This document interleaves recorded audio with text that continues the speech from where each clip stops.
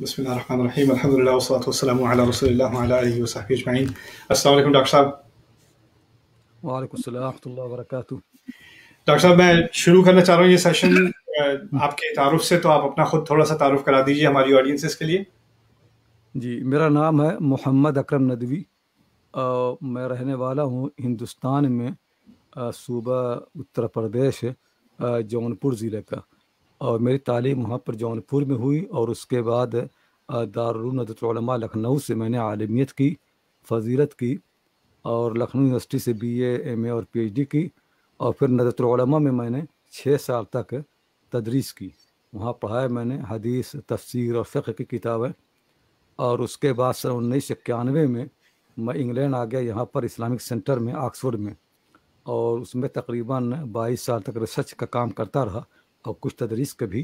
اور اس کے بعد پھر ہم لوگوں نے اسلام انسٹیٹیوٹ بنایا اور کیمبرج اسلامک کالج، تو اس میں نے اپنا وقت لگانا شروع کر دیا اور پڑھانا شروع کر دیا، اور ساتھ ہی ساتھ کچھ تصنیفی کام بھی چلتا رہا۔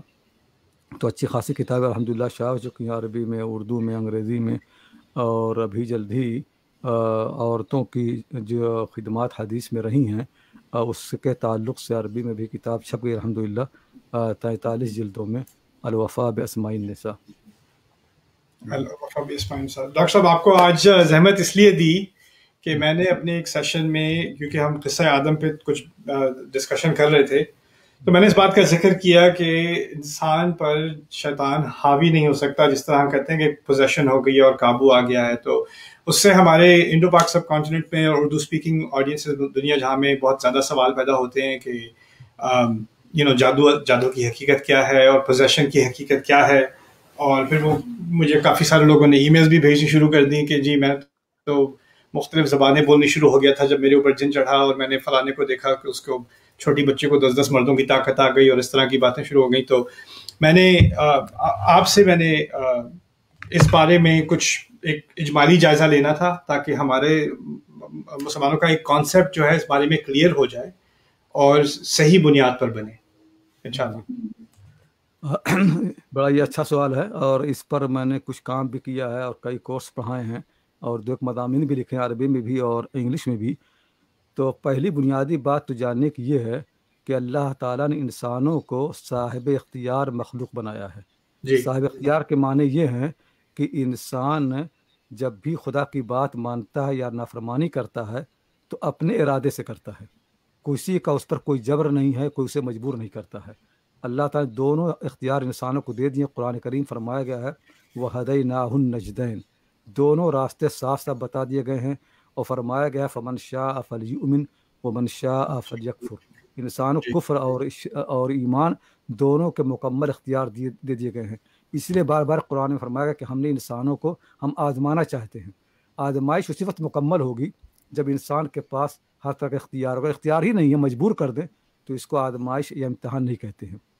جی بالکل۔ تو اللہ تعالیٰ نے 2 راستے کھول دیے ہیں، اور اللہ تعالیٰ نے کیا یہ کہ انسانوں کی مدد کے لیے کہ نیک کاموں کی مدد ہو، فرشتوں کے پورا لشکر بنایا ہے۔ فرشتے انسانوں کا ساتھ دیتے ہیں، اچھے خیالات اللہ تعالیٰ کی طرف سے لے کے آتے ہیں، پیغمبروں کی تعلیمات ہے، پیغمبر آتے ہیں، وحی آتی ہے۔ لیکن ساتھ ہی ساتھ اللہ تعالیٰ نے شیطان کی بنایا۔ شیطان کرتا یہ ہے کہ اللہ کی نافرمانی کے جو راستے ہیں ان کو ہمیں دکھاتا ہے، اور ہماری رگوں کے اندر بھی دوڑتا رہتا ہے۔ اب ہم جا رہے راستے میں کوئی عورت آ رہی ہے تو شیطان جو ہے ہمیں ابھارے گا کہ اس کو دیکھ لیں، لیکن شیطان یہ نہیں کر سکتا کہ ہمیں مجبور کر دے۔ اگر آپ کوئی نگاہ نیچی کر لیں تو وہ یہ نہیں کرے گا کہ آ کر ہماری نگاہ اٹھا دے، نگاہ اوپر کر دے، یا اگر ہم نے اپنی آنکھیں بند کر لی ہیں تو شیطان یہ نہیں کر سکتا کہ ہماری آنکھ کھول دے۔ ایسے نماز کا وقت ہوتا ہے فجر کی، شیطان ہم سے کہتا ہے کہ سو اور سو، وہ یہ کہے گا، بہکائے گا، لیکن اگر ہم بستر سے اٹھ گئے، وضو کرنے لگے، نماز پڑھنے مسجد جائیں تو شیطان ہمیں روکے گا نہیں، وہ مجبور نہیں کر سکتا۔ اس لیے قرآن کریم میں آیا ہے کہ قیامت کے روز جب شیطان سے پوچھا جائے گا کہ تم نے لوگوں کو کیوں بہکایا، تو وہ لوگوں سے کہے گا کہ میرا تو کوئی قابو نہیں تھا آپ کے اوپر، میں نے آپ کو دعوت دی اور آپ نے میری بات سن لی، دعوتکم فاستجبتم لی، میں نے تمہیں بلایا اور تم نے میری بات سنی۔ قرآن کریم میں اسی کو وسوسہ کہا گیا ہے کہ شیطان خیالات ڈالتا ہے۔ یہ بہت ہوتا رہتا ہے، اور شیطان کوئی جناتی میں سے نہیں، انسانوں میں سے بھی ہے۔ کبھی کبھی آپ ایسا ہوتا ہے کہ آپ چاہتے ہیں نماز پڑھنے جانا اور آپ کو دوست آ جاتا ہے، ارے بھائی بیٹھو گپ بازی کر لیتے ہیں، بیٹھتے ہیں بعد میں پڑھ لینا، اور آپ اس کی بات سن لیتے ہیں یہاں تک نماز چھوٹ جاتی ہے۔ تو اس طرح سے شیطان نے اس کو استعمال کیا اور آپ کے دوست نے آپ کو استعمال کیا۔ تو شیطان کا ہمارے اوپر جو اختیار ہے وہ صرف وسوسہ ڈالنے کا ہے، برے خیالات ڈالنے کا ہے، اور دعوت دینے کا بلاتا ہے۔ شیطان کبھی یہ نہیں کر سکتا ہے کہ کسی انسان کو نیکی، کسی انسان کو برائی پر مجبور کر دے، یہ ممکن ہی نہیں ہے، ورنہ جو مقصد تخلیق کا ہے وہ ختم ہو جائے گا۔ تو ہمارے ہاں جو یہ بات رائج ہو چکی ہے کہ انسان کے اندر شیطان داخل ہو جاتا ہے، جنات آ جاتا ہے، اس کی آواز ہو جاتی ہے اور اس سے جو چاہتا کرواتا ہے، یہ سب اوہام و خرافات میں سے ہیں جن کی کوئی حقیقت نہیں ہے، ان کی کوئی دلیل نہ کتاب اللہ کی کتاب میں ہے اور نہ سنت رسول میں ہے، اور یہ بات بلکہ یہ قرآن اور سنت کے سراسر خلاف ہے۔ اس طرح کا عقیدہ رکھنا یہ کیا ہے کہ اب بہت سی بیماریاں ہوتی ہیں جس میں یہ ہو جاتا ہے، کبھی کبھی انسان دوسری زبان ہی بول سکتا ہے اور بہت سے کام کرتا ہے۔ تو ایک بات یہاں پہ یاد رکھنے کی یہ ہے کہ آپ کو یقیناً دنیا کے اندر ایسی بیماریاں لگیں گی جن کے بارے میں ڈاکٹر یہ کہہ دیں گے کہ ہمیں نہیں معلوم کہ آپ کو کیا ہوا ہے، لوگوں کے پاس اس کی کوئی وضاحت نہیں ہوگی، کوئی تشریح نہیں ہوگی۔ تو اس کا طریقہ اسلام میں ہمیشہ یہی ہے کہ جب آدمی کو ایسے حالات پیش آ جائیں تو خدا پر بھروسہ کرے اور کسی دوسرے پر الزام نہ لگائے۔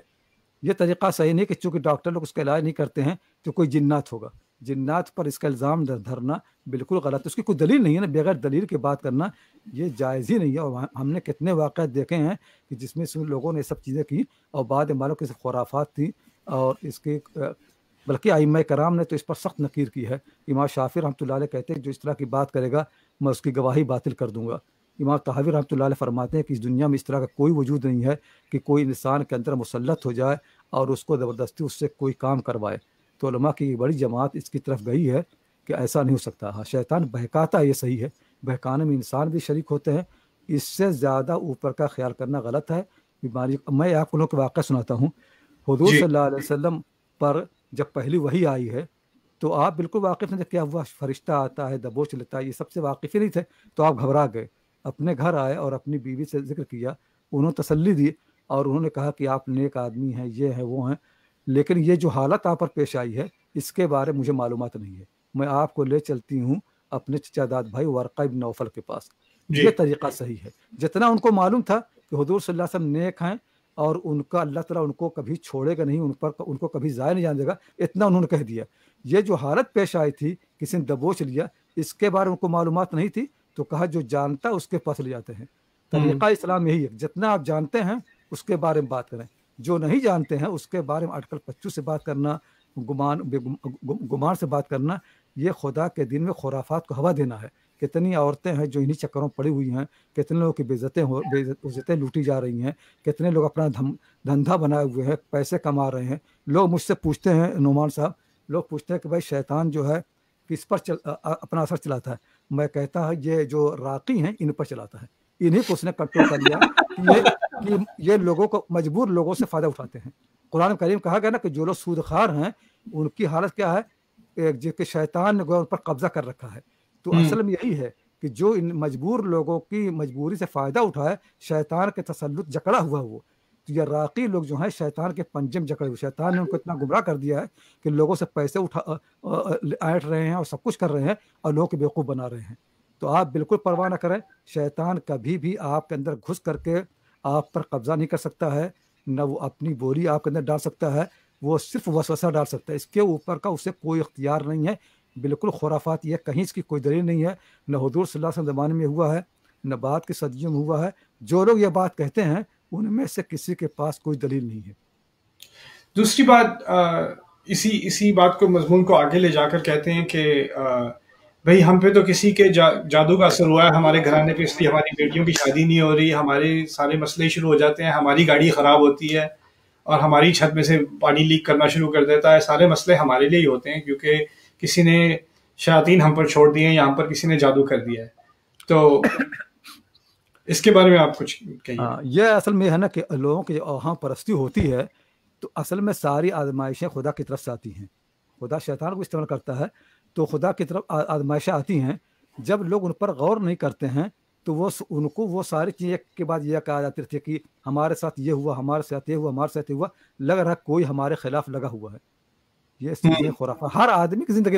हुजूर सल्लल्लाहु अलैहि वसल्लम अगर रिश्ता मनफी सोचते तो कहते देखिए मेरे साथ तो कोई लगा हुआ, क्योंकि मेरे पैदा होने से पहले मेरे अब्बा का इंतकाल हो गया, और उसके बाद जब मुझे कुछ होश आया तो मेरी माँ चली गई, फिर मेरे दादा चले गए, फिर मेरे चचा चले गए, फिर ये हुआ, फिर सारी मनफी चीज़ें अगर वो जमा करना चाहें तो उनके ज़िंदगी में आपसे ज़्यादा बुरे हालात पेश आए हैं। मैं अगर अभी जोड़ना चाहूँ तो मेरी ज़िंदगी में बड़े हालात पेश आए। ये तरीका बिल्कुल गलत। आप ये सोचा करें कि आप ज़िंदगी में कितने अच्छे वाक़यात पेश आए हैं, कितनी चीज़ें अच्छी भी तो हुई हैं, कितने अच्छे वाक़यात पेश आए हैं। अल्लाह ताला ने फरमाया कि नबलूकुम बिश्शर्रि वल खैरि फितना, हम इंसानों पर अच्छे हालात डालते हैं और बुरे हालात डालते हैं ताकि हम उनको आजमाएं कि जब अच्छे हालात आते हैं तो तकब्बुर न करें, मेरा शुक्रिया करें, और जब बुरे हालात आ जाएं तो नाउमीदी ना हो, शिरक न करें, मेरी तरफ मुतवज्जो हों, सब्र करें, मुझसे कहें कि मैं इन हालात को दूर कर दूं। अय्यूब अलैहिस्सलाम पर जो हालात आए हैं आप में से किसी पर नहीं आए, लेकिन अय्यूब अलैहिस्सलाम ने सब्र किया। कुरान फरमाया इन्ना वजदनाहु साबिरा, हमने अय्यूब को साबिर पाया। नूह अलैहिस्सलाम 950 साल तक जो मुसीबत थी, घर के अंदर बीवी उनके खिलाफ, बच्चा खिलाफ, बाहर पूरी कौम खिलाफ, 950 साल तक, लेकिन उन्होंने कभी ये नहीं कहा कि जिन्नात और शैतान के मेरे ऊपर असर है। तो अल्लाह ताला उनके बारे में फरमाया इन्नहु काना अब्दन शकूरा, ये नहीं को सब्र करते थे बल्कि इन बुरे हालात भी हमारी अच्छी बातों को याद करके उनका शुक्रिया अदा करते थे। हम हर हाल में अच्छी बात तलाश करें। जी डॉक्टर साहब, इसमें फिर लोगों का सवाल होता है कि क्या शयातीन या जिन्नात हमें किसी और तरीके से, चलें अगर काबू नहीं कर सकते, हावी नहीं आ सकते, तो किसी और तरीके से हमें नुकसान पहुंचा सकते हैं? किसी ने मुझे भेजा कि भाई हम कहीं गुजर रहे थे तो किसी ने गलत जगह पर पेशाब कर दिया, तो बदला उससे जिन उससे बदला ले रहा था, उसको रात को तकलीफ होती थी, उसको ये होता था वो होता था, यानी उसको जिस्मानी तकलीफ या किसी फिजिकल तरीके से उसको कोई, क्या जिन्नात हमें इस तरह हार्म कर सकते हैं?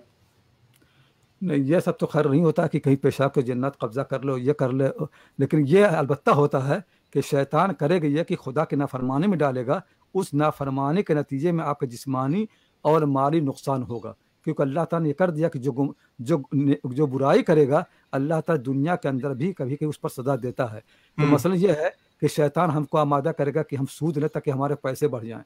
जब हम उन्हें गुनाह कर लिया तो फिर उस सूद नतीजे में हमारे ऊपर मुसीबतें आना शुरू होंगी, आफतें आएंगी, बच्चे नाफरमान होंगे, बेबरकती हो जाएगी। तो हम समझते हैं कि शैतान हम पर आ गया। नहीं, हमने जो बुराई की है उस बुराई के कुछ असर उसकी बेबरकती आई। ये बहुत होता है दुनिया के अंदर। आप देख लीजिए, कभी ऐसा होता है ना, किसी आदमी को आप गाली दे दें तो आप तो सही गाली दे, अब वो आपके खिलाफ मनसूबे बना रहा है, आपको कहीं मारने के चक्कर पड़ेगा, कहीं और कुछ करेगा। एक बुराई से कितनी बुराइयां जन्म लेती हैं। तो ऐसे शैतान ने तो आपको किया कि सूद खार बना दिया, लेकिन सूद खारी के नतीजे में कितने और नुकसान आपको होने वाले हैं, ये होंगे। अब आप सोचते कोई जिन प्रेत का आपके ऊपर कोई असर होगा, कोई असर नहीं है, ये हमारी अपनी कोताहियां हैं। अगर अभी आप तौबा कर लें और खुदा की तरफ रुजू कर लें तो फिर हालात अचानक बदल जाएंगे। कुरान करीम में आता है कि अपने रब से माफ़ी मांगो, इन्नहु कान गफ्फारा युरसिलिस समा अलैकुम मिदरारा, फिर तुम्हारे ऊपर आसमान से बरकतें आएंगी, ज़मीन से बरकत आएंगी। कुरान करीम में आया है यहूदियों के बारे में, कर यहूदी लोग तौरेत की बात अमल करते तो हम उनके ऊपर आसमान और ज़मीन से बरकतें भेजते, सारी बरकतें आती। तो ये असल में यह है कि कुछ एक साहब मुझसे कहने लगे कि भाई ये मेरे जो है बड़े बुरे ख्वाब आते हैं और अच्छे ख्वाब आते हैं। मैंने कहा ख्वाबों से करना पड़े, ख्वाब का आसान तरीका बता दूं मैं। अगर आप वज़ू करके नमाज पढ़ करके सोएंगे अच्छे ख्वाब आएंगे। अगर आप जो है अपने ऊपर गंदगी लगा दे, पेशाब वशाब लगा कर सोएं, गलत ख्वाब आएंगे। ये हमारे अपने गुनाहों के असरात हैं, अपनी कमियों के असरात हैं। अकीदे को मजबूत कर, असल में कुरान करीम में जो सबसे अहम बात कही गई है वो ये है कि हर अच्छी और बुरी चीज़ खुदा की तरफ से है। कुरान फरमाया गया हर चीज। जी हाँ, अब कुरान की तरफ आते हैं। जी कुरान में वज़कुर अब्दना अय्यूब इज़ नादा रब्बहु अन्नी मस्सनी अश-शैतानु बिनुस्बिन व अज़ाब, इसको हम कैसे समझेंगे? हाँ, तो अब लोग कहते हैं कि अय्यूब अलैहिस्सलाम ने कहा कि शैतान ने मुझको परेशानी में डाल दिया है। तो असल में हुआ क्या है कि शैतान ने कोई वसवसा डाला और अय्यूब अलैहिस्सलाम ने उस वसवसे को एक पैगंबर की हैसियत से उसको दफ़ा नहीं किया। तो उसका नतीजा यह हुआ कि उन पर परेशानियां आई, और जब परेशानियां आई तो शैतान उनको बार बार बहका रहा है कि तुम्हारी जो बेटी मर रही है वो मैं मार रहा हूँ, ये और खुदा तुमसे नाराज़ है। अब हर मुसीबत जो आ रही है शैतान उनको परेशान कर रहा है कि ये मुसीबत के पीछे जो है फला चीज़ है और अल्लाह तुमसे नाराज़ है और अल्लाह ने तुमसे मुँह फेर लिया है। इतना उनको परेशान कर रहा है कि उन्होंने अल्लाह शिकायत की। जो हुजूर सल्लल्लाहु अलैहि वसल्लम है, آپ सल्लल्लाहु अलैहि वसल्लम पर मुसीबतें आई तो कभी कभी आपने सोचना शुरू कहीं ऐसा ना कि मेरा रब मुझसे नाराज हो गया हो, जी आपने आयत में कहा। तो अय्यूब अलैहिस्सलाम पर शैतान इसको गालिब करना शुरू कर, देखो तुम्हारे पर एक मुसीबत गई, दूसरी आ रही है, तीसरी आ रही है। जैसे हम लोग कहते हैं ना कि हमारे ऊपर सारी मुसीबतें आ रही, लग रहा किसी ने कोई अमल कर दिया है। तो अय्यूब अलैहिस्सलाम पर शैतान ने सब करना शुरू कर दिया। तो उन्होंने अल्लाह मियाँ से दुआ की कि ये बात बहुत आगे बढ़ गई है, ये तो तेरी तरफ से आजमाइश है, लेकिन शैतान इसको बार बार मुझे धक्के दे रहा, मुझे बार बार जो है लगा रहा है, मेरे ऊपर हमले कर रहा है कि ये जो है अल्लाह तुमसे नाराज हो गया, ये हो गया, वो हो गया। तब अल्लाह ताला ने ये उनको ऊपर अल्लाह से ताला की तरफ बदगुमानी के वसवसे को हाँ बदगुमानी है। और फिर दूसरी ये है कि जब कोई थोड़ी सी भी पैगंबर से थोड़ी सी भी कोई गलती होती है तो उसकी पकड़ ज़्यादा हो जाती है। तो जी वो जी जब ज़्यादा हो जाती है तो शैतान उसको डालता है, देखो तो खुदा तुमसे नाराज़ है। हालांकि मकसद ये होता है तंबीह करना, और ये मकसद होता है ताकि उनके गुनाह माफ़ हो जाए। जब पकड़ होती तो गुनाह माफ़ हो जाती। तो थोड़ी सी भी तो ये बात याद रखें कि अल्लाह ताला जब आप पर बहुत मुसीबतें ला रहा है, आजमाता है कि इन मुसीबतों को के बाद आपका रवैया क्या होता है। अगर फिर भी आप खुदा पर भरोसा करते हैं, उसकी तरफ रुजू करते हैं, तो आप कामयाब हो गए। इसलिए जी सूरह कुल हुवल्लाहु अहद को बहुत ज़रूरी समझना है। कुल हुवल्लाहु अहद में एक लफ्ज़ है अल्लाहुस समद। अल्लाह जी जो है ये वही समद है। समद के मानी ये हैं कि हर हाल में मुसीबतें आए, परेशानी आए, अच्छाई या बुराई आए, हमारा जो सहारा है वो खुदा है। इसलिए आखिर की जो सूरतें हैं ना, कुल औज़ु बिरब्बिल फलक, कुल औज़ु बिरब्बिन नास, इसी समदियत को वाज़ेह करने के लिए आई हैं कि होता क्या है कि आदमी ने खुदा को समझ तो मान लिया, लेकिन अब देखता है कि इतनी मुसीबतें आ रही, परेशानी आ रही है, यकीन डगमगाने लगता है। तो अल्लाह मियाँ ने कहा कि याद रखो मैं हूँ कि मैं खैर महज हूँ। अपनी मखलूक़ात जितनी मैंने बनाई है उनको दो हिस्से बनाए हैं, उन्हीं से मैं फ़ायदा पहुँचाता हूँ और उन्हीं से नुकसान पहुँचाता हूँ। हवा जो है बारिश ले आती है, बरकतें आती हैं, और हवाओं से मैंने कितनी बस्तियों को उजाड़ दिया है। तो ऐसे ही अल्लाह फरमाया कुल औज़ु बिरब्बिल फलक मिन शर्रि मा खलक। तो मखलूक में अल्लाह ताला ने ये रखा है, इसलिए किस लिए रखा है, ताकि हमको धोखा ना हो। हम समझ जाए कि मखलूक जो है उसका कोई असर नहीं है, उसमें अच्छाई भी है, खराबी भी है। अल्लाह की तरफ रुजू करें, और अच्छाई हो तो खुदा का शुक्र करें कि उसने मखलूक के जरिए हमें अच्छाई दी है। बुराई आए तो खुदा की तरफ रुजू करें कि अल्लाह इसकी बुराई से मुझे बचा, वो बचाएगा। खुद मखलूक के अंदर कोई, अगर शैतान के अंदर कोई ताकत होती तो आज आप बताइए कि बहुत से आमिल जो है, मैं आपको बताता हूँ नुमान साहब एक वाक़या। इंग्लैंड में बाटली एक शहर है, एक आलिम आए आज से 5-6 साल पहले, कुछ और पहले, और उन्होंने कहा कि 30,000 जिन्नात उनके कब्जे में हैं। तो एक साल मुझको फ़ोन किया, मैंने कहा ये खुराफाती कोई आ गया है पैसा बनाने के लिए।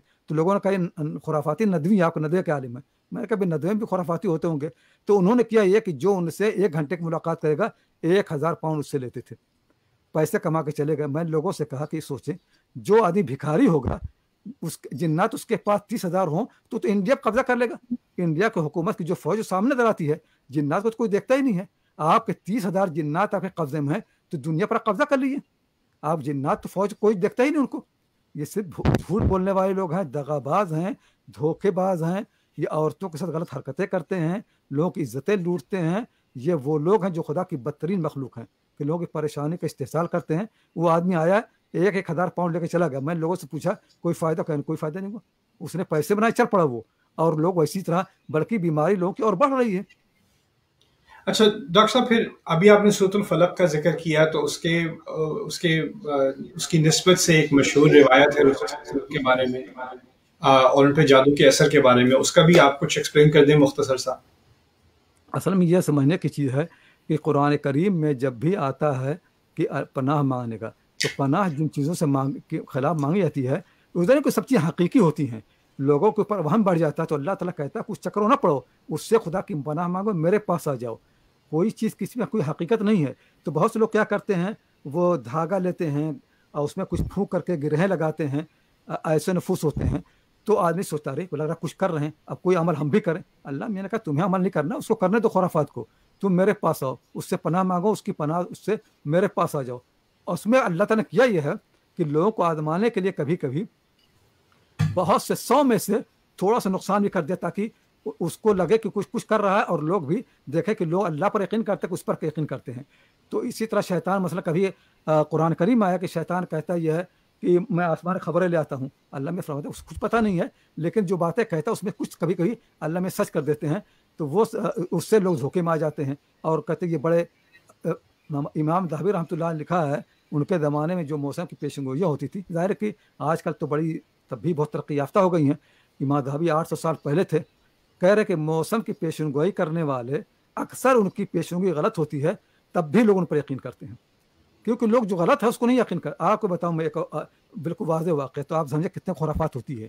انڈیا میں ہے اجمیر شریف درگاہ، جہاں لوگ جاتے ہیں کہ ہمارے بچہ پیدا ہوگا، یہ ہوگا وہ ہوگا، ساری چیزوں کے لیے جاتے ہیں. ان لوگوں نے اپنے ایجنٹ چھوڑ دیے ہیں، تو جب آپ اسٹیشن پہ اتریں گے تو کوئی ملے گا کہ آپ کس لیے آ رہے ہیں، او بھائی میرے گھر فلاں آدمی کینسر ہو گیا. ہو بڑا اچھا کہ آپ یہاں آ گئے، میرے بھی ابا کینسر ہو گیا تو میں یہاں پر آیا اور بالکل ٹھیک ہو گئے. آپ نے کہا کہ میرے بچہ نہیں ہو رہا، میں پڑھ کے کل دیکھ سے، لیا. تو وہ کہا ارے بھائی بالکل صحیح، آپ نے اچھا کہ یہاں آ گئے، کیونکہ میرے بھی فلاں تھے، ان کے بچے نہیں ہو رہے تھے 20 اتنے سال سے، اور ہم لوگ یہاں آئے تو علاج ہو گیا. جو کہانی آپ کہیں گے وہ 2-4 لوگ مل جائیں گے، ہاں میں ہاں ملا کہ ہاں بالکل یہاں ہوتا ہے، آپ جائیں گے پیسے اٹھائیں گے اور ہونے والا کچھ نہیں ہے. اتنی خرافات ہے کہ لوگوں کو اندازہ نہیں ہے. ہمارے کو استاد نے بتایا کہ ان کے استاد کے کوئی شاگرد تھے، انہوں نے کہا کہ میری شادی ہو گئی ہے اور بچہ نہیں ہو رہا ہے، لوگ پریشان ہیں، میں اجمیر شریف جا رہا ہوں تاکہ اس درگاہ میں وہاں آؤں گا. تو انہوں نے کہا نہیں بھائی یہ خرافات تم نہ کرو، 1 سال انتظار کرو. 1 سال انہوں نے انتظار کیا، کہنے لگے بھائی اب عورتیں بہت پریشان کر رہی ہیں کہ 1 سال ہو گیا اب پھر بچہ نہیں ہو، چلو کہہ رہے ہیں 1 سال اور رک جاؤ. تو بہت شیخ کے کہنے پہ 1 سال اور رک گئے. پھر آپ بالکل بضد کہ بھائی اب ساری عورتیں پریشان کریں، 2 سال ہو گئے ہم جا رہے ہیں. تو شیخ نے کہا ایسا ہے کہ 9 مہینے دیکھ لو، اگر بچہ نہیں ہو تو چلے جانا. 9 مہینے بچہ ہو گیا.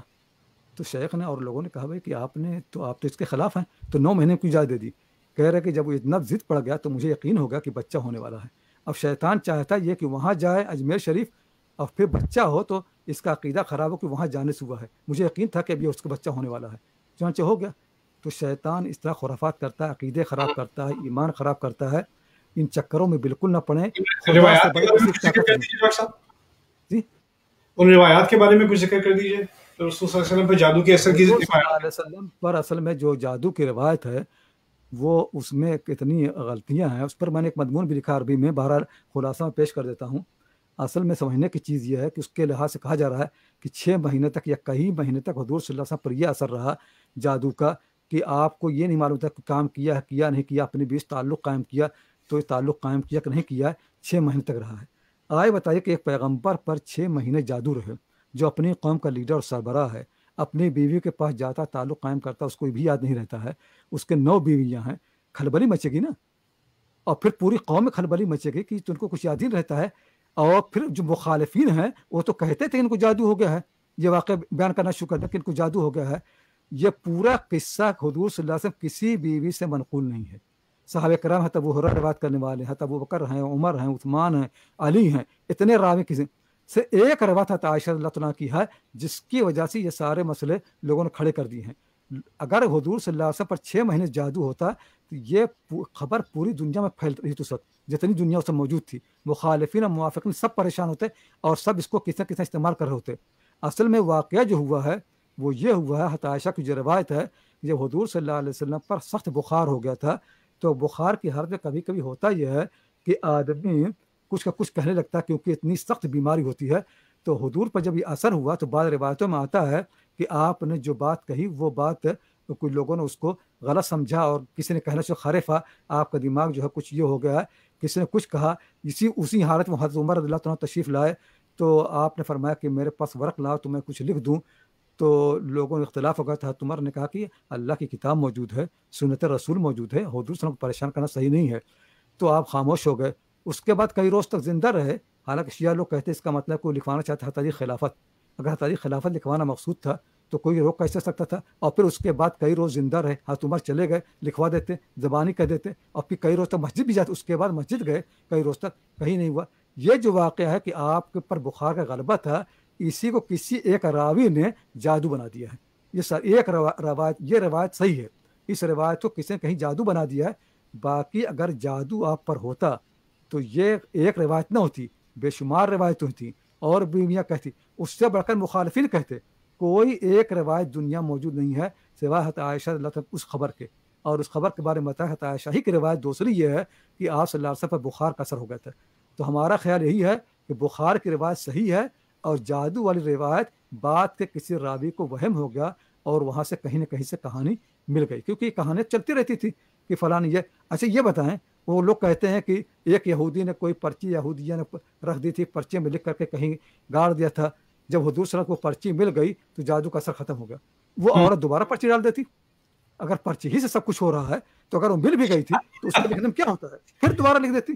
اگر پرچی ہی سے سارے اور پھر لوگ کہتے ہیں کہ قل اعوذ برب الفلق قل اعوذ برب الناس پڑھیں، قرآن پڑھیں تو جادو کا اثر نہیں ہوتا ہے. جس پیغمبر پر قرآن نازل ہو رہا ہے اس پر تو آپ جادو کا اثر بتا رہے ہیں. اس کے پاس تو قل اعوذ برب الفلق قل اعوذ برب الناس اتری ہے، اس کے اوپر تو ساری قرآن اترا ہے. خدا سے اس کا اتنا گہرا تعلق ہے، فرشتے اس کے ساتھ ہیں، اس پر جادو ہو گیا. اور ہم جو یہ قرآن پڑھ کر کہاں پر جادو نہیں ہوگا؟ تو یہ خرافات بالکل کہیں فٹ نہیں ہوتی. بلکہ قرآن نے تو انکار کیا گیا ہے کہ لوگ کہتے ہیں کہ پیغمبر کو جادو ہو گیا. اللہ نے نکیر کی اس پر اور یہ جادو کا اثر اتنا سفلی اثر پیغمبر پہ ہو ہی نہیں سکتا ہے. اور دوسروں پر بھی جو ہوتا ہے اس کا اثر بہت معمولی ہوتا ہے. یہ اثر کہ بھول جائے 6 مہینے تک، اور یہ بہت تھوڑا سا اثر ہوتا ہے، وہ تھوڑا وقتی ہوتا ہے، دکھاوے کا ہوتا ہے، اس سے اوپر نہیں ہو سکتا ہے. اگر جادوگر اتنا اثر کر لے تو میں کہتا ہوں کہ ہندوستان میں اتنے جادوگر ہیں. آج کل بنگال میں انڈیا میں الیکشن ہو رہا ہے، بنگال کا جادو مشہور ہے. یہ بنگالی لوگ جو ہیں مودی کے اوپر جادو کر دیں اس کی پارٹی ہار جائے، اس کے اوپر کچھ کر دیں، وہ کچھ جادو کر دے گا. اتنی جادو ان کا کام کر رہا ہے تو بنگال کے لوگ جادو کر کے پورے ملک پر قبضہ کر لیں. ابھی پریشان ہیں کہ مودی کی پارٹی جیتنے والی ہے. تو یہ صرف اگر کسی جادوگر کے پاس یہ طاقت ہوتی تو دنیا کا بادشاہ ہوتا. وہ جادوگر بھیک کیوں مانگتے ہیں؟ کوئی جادوگر ایسا نہیں ہے جو بھیک نہ مانگتا. قرآن کریم فرمایا گیا کہ لا یفلح الساحر حیث اتی، جادوگر جو بھی کرے گا ناکام ہی ہوگا، کبھی کامیاب ہو نہیں سکتا ہے. Take that off. You clicked it. Click it again. It's highlighted. Look, people are trolling comments. Yeah. So کسی نے لکھا کہ آیت 275 ہے، میرا خیال 275 ہے سورۃ البقرہ کی، یتخبطہ الشیطان من المس. اس کی بنیاد پر اہل سنت میں اجماع ہے کہ جن جو ہے وہ انسان پر حاوی ہو سکتا ہے. بھائی وہ تو مس کے معنی کیا ہیں؟ کہتے ہیں علماء کا اجماع ہے، امت کا اجماع ہے اس پر، اہل سنت والجماعت کا اجماع کی حقیقت میں بات بتاؤں گا. پہلے مس کے بارے میں بتا دیں. مس عربی زبان میں دو معنی کے لیے آتا ہے. ایک معنی یہ ہے کہ جس سے وسوسہ کرنا اور اس طرح کا اثر ڈالنا. ایک یہ ہے کہ کسی پر قبضہ کر لینا، یہ ہوتا ہے. قرآن کریم میں یہ لفظ جو ہے ایوب علیہ السلام کے بارے میں مسنی جو ہے، اور اسی طرح حضور صلی اللہ علیہ وسلم فرمایا کہ جب بھی کوئی بچہ پیدا ہوتا ہے تو شیطان اس پر اثر ڈالتا ہے، تو اس کو چوکے لگاتا، کچھ کرتا ہے. تو یہ اس کے معنی یہ نہیں کہ اس کے اوپر حاوی ہو گیا، اس پر قبضہ کر لیا اور اس سے اپنی بولی بلوا رہا ہے. مطلب یہ ہے کہ جو انسان دوسروں کی مجبوری، غریب لوگوں کی مجبوری سے فائدہ اٹھا کر کے ان کو قرض، اس کو چاہے کہ ہمدردی کرے، زکوٰۃ دے، صدقہ دے، خیرات دے. اگر چاہتا ہے کہ بدلہ ملے تو قرض دے لے اور پھر وہ وہیں پیسہ بعد میں لے لے غریبوں کی رعایت میں. لیکن غربت کا ناجائز فائدہ اٹھا کر کے قرض دیتا ہے اور پھر قرض پر پیسے کماتا ہے. اللہ تعالیٰ فرماتے ہیں کہ یہ وہ لوگ ہیں جن پر شیطان پوری طرح قابو پا لیا ہے. یعنی شیطان ان کی عقلیں مار دی ہیں، شیطان ان کو اتنا گمراہ کر دیا ہے کہ ان کو کسی کی مجبوری کوئی احساس نہیں. دیکھ رہے نا کتنے لوگ اتنے برے ہوتے ہیں، کچھ اور نکال دیتے ہیں نتیجہ. جتنے لوگ ایسے ہیں کتنے برے ہوتے ہیں کہ کوئی آدمی روئے، تلملائے، کچھ بھی کرے ان کو کوئی رحم نہیں آتا ہے. کتنے اپنی بیویوں کے ساتھ سلوک کرتے ہیں کہ پریشان ہو جائے، ان کو پریشان کرنے میں مزہ آتا ہے. یہ ہے شیطان کا. نہیں کہ شیطان نے ان کو مجبور کر دیا ہے. سود خار آدمی جو ہے، میں کہیں کہتا سود خار اور راقی جو لوگ رقیہ کرتے ہیں نا شیطان خلاف، دونوں جو ہے شیطان قبضے میں ہیں، دونوں پر شیطان مسلط ہو گیا. میرے 3 سوال رہ گئے، میں منظم کر دوں. پہلا سوال میرا ہے نظر کے بارے میں. کس کے بارے میں؟ نظر لگنے کے بارے میں. دوسرا سوال ہے جو ہاروت اور ماروت کے یعلمون الناس السحر، تو اس کے بارے میں آپ کا کچھ کامنٹ لے لوں کہ پہلے ان 2 کو کرتے ہیں پھر میں آخری پہ آتا ہوں انشاءاللہ. چلو، تو نظر جو ہے اصل میں ایک چیز سمجھنے کی ہے کہ اللہ تعالیٰ نے انسانوں کو نقصان پہنچانے کی صلاحیت دی ہے. مسئلہ یہ ہے کہ میں اپنے ہاتھ سے کسی کو مار سکتا ہوں، یہ ہاتھ سے نقصان پہنچانا ہو گیا. اور اسی طرح سے میں بہت برے خیال کسی پہ لا سکتا ہوں. اور اسی طرح سے اللہ تعالیٰ نے نگاہ کے اندر ایک طاقت رکھی ہے کہ انسان اگر کسی کی طرف نگاہ کرے یا کسی کے اچھے حال پر نگاہ کرے تو ایسا ہو سکتا ہے کہ اس نگاہ کی وجہ سے اس پر کوئی برا اثر ہو جائے. مطلب جس سے مارنے سے اثر ہوتا ہے اس طرح تھوڑا بہت، یعنی کسی کو مار ڈالے، ختم کر ڈالے بالکل، لیکن تھوڑا بہت اثر اس کا ہو سکتا ہے کیونکہ نگاہ میں اللہ تعالیٰ نے طاقت رکھی ہے. تو اس کو حدیث فرمایا کہ العین حق، بد نگاہی جو حق ہے. لیکن اس کا بھی علاج یہی ہے کہ آدمی خدا کی طرف جائے، کہ آدمی کہے کہ اللہ تعالیٰ مجھے اس طرح کی کسی کی بری نگاہ سے بچا لے۔ کبھی کبھی ہوتا ہے کہ آپ پاس پیسے آنے لگتے ہیں، لوگ بد نگاہی کر لیتے ہیں، تو آپ پر جو ہے کوئی نہ کوئی اثر سوچتے ہیں، ہمارے بھائی اس نے سوچ لیا، دیکھ لیا، پھر آپ پر وسوسے اور زیادہ آنے لگتے ہیں۔ تو اس کا طریقہ یہی ہے کہ آپ خدا کے پاس جائیں، وضو کریں، نماز پڑھیں، دعائیں کریں، اس کے اثرات ختم ہو جائیں گے۔ ورنہ آپ ایک بات سوچیں، سمجھ سکتا ہوں ڈاکٹر صاحب، مجھے تو یہ لگتا ہے کہ نظر سے مراد کوئی حسد کی نظر سے دیکھے یا یعنی کو غلط طرح سے دیکھے تو اس کا آپ پر ایک نفسیاتی اثر ہوتا ہے، اور لَيُزْلِقُونَ بِأَبْصَارِهِمْ لَمَّا سَمِعُوا الذِّكْرَ، وہ بھی ایک نفسیاتی اثر کی بات ہو رہی ہے۔ کوئی یہ نہیں کہ اگر کسی نے کوئی اچھے کپڑے پہن کے کسی شادی پہ ولیمے پہ گیا اور نظر لگ گئی، اب اس کے بعد اس کو ڈائریا ہو گیا اور اس کے بعد اس کا سیڑھیوں سے وہ گر گیا اور یہ ہوا۔ حسد تو ہے ہی ہے، لیکن یہ ہے کہ جیسے ہوتا ہے نا کہ کبھی کبھی آدمی کسی کو ڈھکیل دے تو گر جاتا ہے، تو ایسی نگاہ کے اندر تھوڑا بہت تک میں بتا آپ کو، ابھی آپ کوئی اچھا کام کر رہے ہوں اور میں آپ کی طرف مستقل دیکھتا رہوں تو آپ کو وہ ہوتا ہے نا، الجھن ہوتی ہے بھائی کہ آپ مجھ پر نگاہ کیوں کر رہے ہیں، تاکہ رہے ہیں۔ کسی کو بار بار تاکنے سے بھی اس کا کام اچھا نہیں ہوتا ہے، وہ پھر وہ الجھا جاتا ہے۔ تو ان نگاہ کے اندر یہ ہے کہ آدمی تھوڑا بہت، تو اللہ، ہم لوگ اس کے راز کو پورا نہیں جانتے ہیں، لیکن یہ حسد کی نگاہ بالکل آپ نے صحیح فرمایا، یہ بھی ہے۔ اور کبھی کوئی ایسا ہوتا ہے کہ طاقتور نگاہ، یا بعض لوگ اتنے کمینے ہوتے ہیں کہ ان کی نگاہ میں کمینگی آ جاتی ہے، تو اس سے آدمی متاثر ہو جاتا ہے نفسیاتی طور پر، یا ہوتا ہے کچھ، لیکن جو اثر بھی ہوتا ہے بالکل عارضی ہوتا ہے، اس آدمی کے اندر کوئی طاقت نہیں ہے۔ اللہ تعالیٰ جب چاہے اس کو ختم کر، اللہ کی طرف رجوع کرے۔ اگر نظر والے کے پاس اپنی کوئی ذاتی طاقت ہوتی تو وہ سب کو نظر لگا دے، وہ طاقتور لوگوں کو نظر لگا دے اور وہ اپنا ساری عیاشی کرے۔ تو یہ سب چیزیں جو ہے بہت ہی عارضی ہیں، چھوٹی ہیں اور صرف دیکھنے کی ہیں، اور ان پر یقین کرنا کہ ان سے کوئی بہت بڑا نقصان ہونے والا ہے بالکل خرافات ہے۔ ورنہ آپ بتائیے کہ ہم لوگ پڑھا رہے ہیں، کتنے ہمارے دشمن ہیں، وہ نظر لگا دے تو ہم پڑھا ہی سکیں، وہ کر سکتے ہیں۔ یہ نماز پڑھا رہے ہیں، کتنے لوگ خوبصورت ہوئے، یوسف علیہ السلام اتنے خوبصورت تھے، کوئی نظر لگاتا ان کی خوبصورتی چلی جاتی، تو کہیں نہیں ہوا۔ تو لوگوں نے جو ہے آپ لوگ غلط پڑھا دیا، کوئی طرح حال یہ ہے کہ جب آپ اس کے اثر کو لے لیتے ہیں تو آپ اپنا نقصان کرتے ہیں۔ جب آپ بجائے خدا کی طرف رجوع ہونے کے اسی انسان کو سب کچھ سمجھنے لگتے ہیں، تب آپ کا زوال شروع ہوتا ہے اور مصیبتیں ایک کے بعد دیگر آنا شروع ہو جاتی ہیں۔ ہاں، لوگ اتنے ایکسٹریم ہو جاتے ہیں اس بات میں کہ وہ مائیں لکھتی ہیں کہ میں اپنے بچے کو، میرا خوبصورت بچہ ہے، میں اس کو دیکھ رہی تھی، اب مجھے اس کو نظر لگ گئی، میں اس کو اس طرح دیکھ رہی تھی کہ میری ماں کی نظر لگ گئی بچے پہ۔ وہ لوگ بہت، اور لوگ بس میں پتہ نہیں کیا کیا کرتے ہیں اور اتنی خرافات کرتے ہیں اور لوگوں کے پاس جاتے ہیں۔ ایک عرب عورت ہے یہاں آکسفورڈ میں، اس نے مجھ کو فون کیا کہ جو ہے پتہ نہیں کیا نظر ہے اور جادو ہے اور یہ ہو گیا وہ ہو گیا۔ میں نے کہا خرافات کو تو میں مانتا ہی نہیں ہوں۔ تو اس نے کہا کیسا آپ نہیں مانتے، حدیثوں میں آیا کہ جو یہ دعا پڑھ لے اس کو یہ فائدہ ہو جاتا ہے۔ تو میں نے کہا پھر آپ پڑھ لیں، اس دعا پڑھنے کے لیے آپ کو راقی پاس جانے کی ضروری ہے۔ کس حدیث میں کہا گیا ہے کہ دعا پڑھنے کے لیے آپ کسی پیشہ ور کے پاس جائیں؟ جو دعائیں ہر مسلمان پڑھ سکتا ہے، حدیث کا مطلب تو یہی کہ آدمی خود پڑھ لے، لیکن آپ تو پیسہ کمانے والے پاس جا رہے ہیں، کیا ضرورت ہے؟ ہاں، خدا کی طرف جائیں۔ اصل میں لوگوں نے یہ نہیں سمجھا ہے کہ ان دعا کا مقصد کیا ہے۔ لوگ سمجھتے ہیں کہ کوئی یہ جیسے ہوتا ہے نا کہ کوئی جادو منتر، اس دعا میں کوئی تاثیر ہے۔ اس دعاؤں کا مطلب یہی ہے کہ خدا کی طرف رجوع کریں، خدا پر بھروسہ کریں، خدا کی طرف طاقت ہے، مقصد یہ ہے۔ لیکن لوگ سمجھتے ہیں کہ ان الفاظ کو ہم پڑھ لیں گے تو ہم محفوظ ہوں گے، نہیں، مقصد یہ ہے کہ ان الفاظ کے معنی کو سمجھیں، ان پر غور کریں اور خدا کے اوپر بھروسہ کریں۔ وہ الفاظ پڑھنے سے نہیں ہوتا ہے۔ یہ قرآن تو جادو خلاف ہے، اور ہم نے قرآن کو جادو بنا دیا ہے کہ جو ہے دیکھیں پیغمبر جو ہیں، ہر ایک کی پیغمبر کی اپنی الگ الگ دعائیں ہیں۔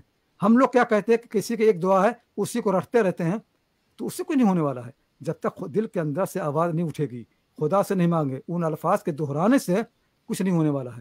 الفاظ کی طاقت نہیں ہے، طاقت خدا کے اندر ہے۔ وہ الفاظ رہنما ہے خدا کی طرف، وہ الفاظ بتاتے ہیں۔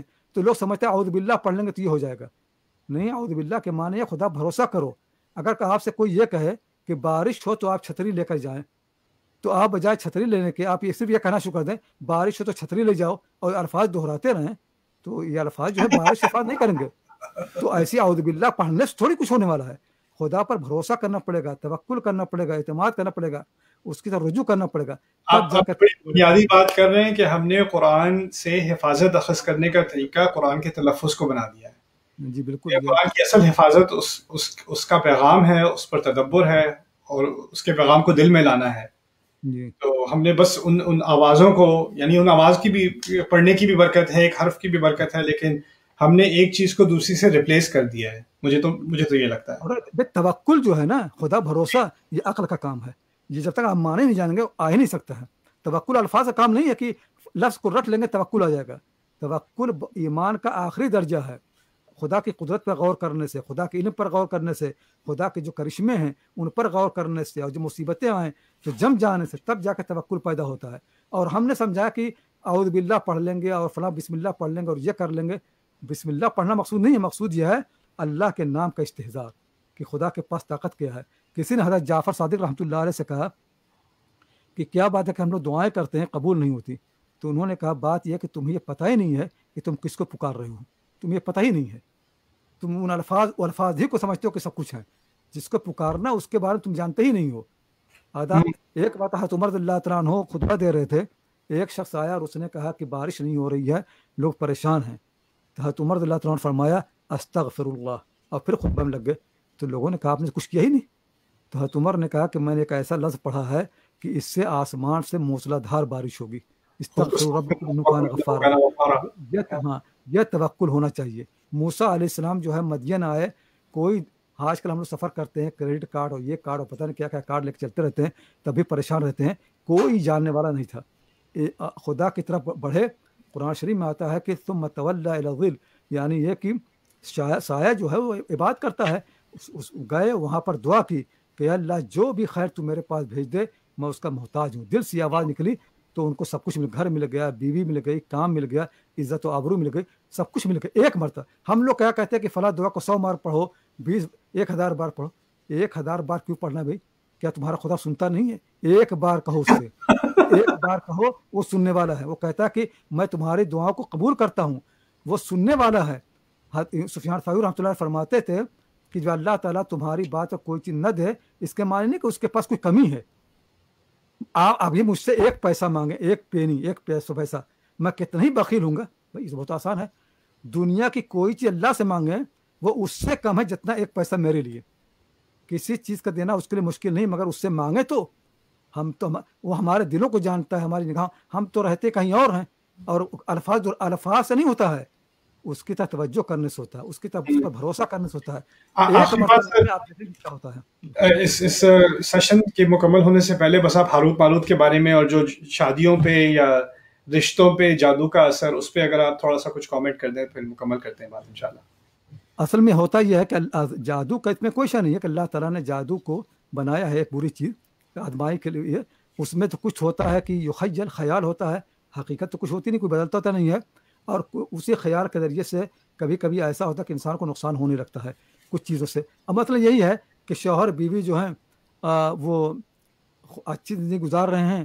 اب میں چاہتا ہوں کہ ان میں کوئی فتنہ پیدا ہو جائے، کوئی تعویذ ہو بناتا رہتا اپنا گنڈے ونڈے بنا کر کے، اب کچھ وہ سستے ڈال دیا اور غلط فہمی پیدا کر دی، اب شروع ہو گیا ہے.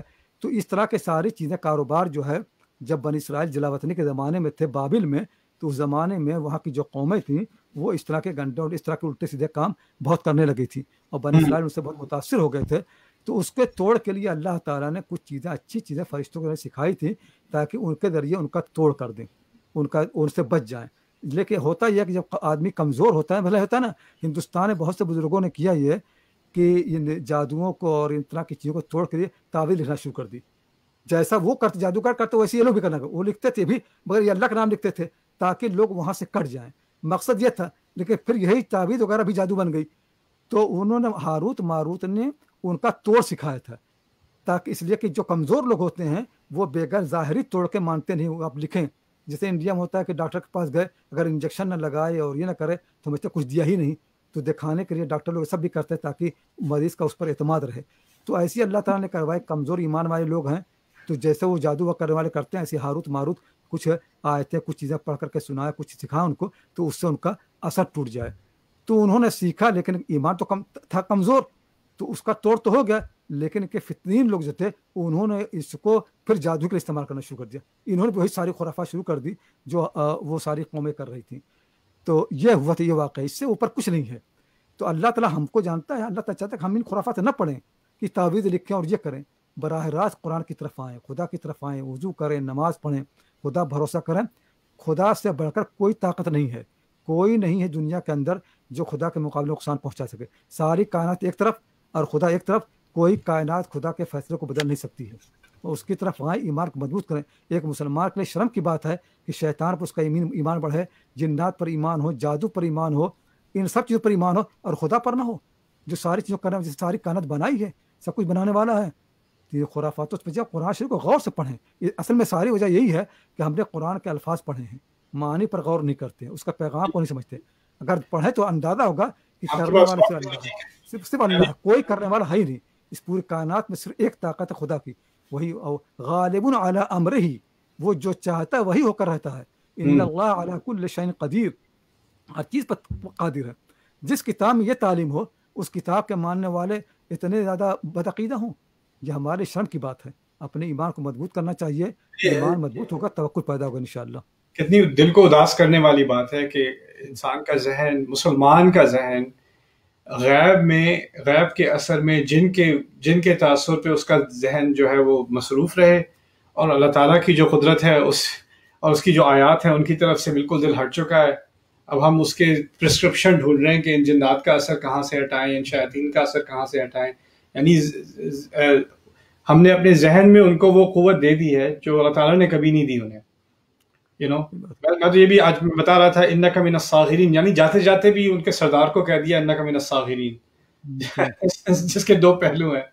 تو بالکل آپ صحیح کریں۔ یہ ہم نے کہنا شیطان کو ہم نے بلا وجہ پہ خدا کے ایک لفظ جو ہے خدا شیطان کو کی پوری کائنات کو زیر و زبر کر سکتا ہے، لیکن ہم نے سمجھا نہیں ایک سجدہ جو ہے شیطان کو ہلا کے رکھ دیتا ہے، ایک لفظ سبحان اللہ جو ہے شیطان کو ہلا کے رکھ دیتا ہے۔ یہ اللہ تعالیٰ کے الفاظ میں اللہ میں اتنی طاقت ہے۔ ہم لوگ اور میں لوگوں سے کہتا ہوں، یہاں پر میں نے کتنے کورس پڑھا جنات کے خلاف، میں لوگوں سے کہتا ہوں کہ جنات کے خلاف میں اتنی تنقید کرتا ہوں اور ان کے خلاف پڑھا رہا ہوں۔ اگر خدا نہ خواستہ وہی جو آپ لوگ کہتے ہیں تو میرے اوپر کیوں نہیں آتا؟ اس کو سب سے بڑی دشمنی مجھ سے ہونی چاہیے کہ میں نے اس کے پورے کاروبار پر حملہ کر دیا ہے۔ ہمارے مسجد میں ایک صاحب آئے، ایک لڑکا ہے مسجد نماز پڑھنے بیٹھا تھا، تو کسی نے کہا کہ اس پر شیطان کا اثر ہو گیا ہے، تو میں نے کہا بالکل بیوقوف کا شیطان اس کو مسجد میں لائے گا؟ اگر شیطان اس پر قبضہ کرتا تو کہیں اور رہتا، وہ مسجد میں آیا تو اس پر بھی کہنا شیطان کا اثر ہو گیا ہے۔ مطلب بیماری، لوگوں کی بیماریاں ہیں، ان کو لوگوں نے شیطان کا نام دے دیا ہے، جنات کا اثر کر دیا ہے۔ ہمدردی ہونی چاہیے اس آدمی سے، ہمدردی کریں گے تو بیماری دور ہوگی، لیکن ہم نے اس کو الٹا کر دیا ہے۔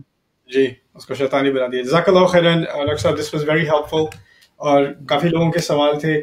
مجھے پتا ہے کہ کبھی دنیا میں کچھ لوگ کنونس ہوتے نہیں ہوتے، لیکن جہاں تک میرے فہم کا تعلق ہے، میں نے جب آپ کی باتوں سے میں پہلی دفعہ میں انٹروڈیوس ہوا تو مجھے دل کا اطمینان ہوا کہ جو قرآن میں بات کی جا رہی ہے اس سے جو آپ بات کر رہے ہیں وہ ٹیلی کرتی ہے، اور جو احادیث ہیں وہ بھی ان کو سمجھنے کا صحیح طریقہ، اس کی ایک لائن ہے، ایک سوچ ہے۔ تو انشاءاللہ آپ کے ٹائم کا بہت شکریہ۔ انشاءاللہ اور بھی موقع ملیں گے آپ سے کچھ اور موضوع پہ بات کرنے کے۔ جزاکم اللہ خیرا ایوری ون، السلام علیکم ورحمۃ اللہ وبرکاتہ۔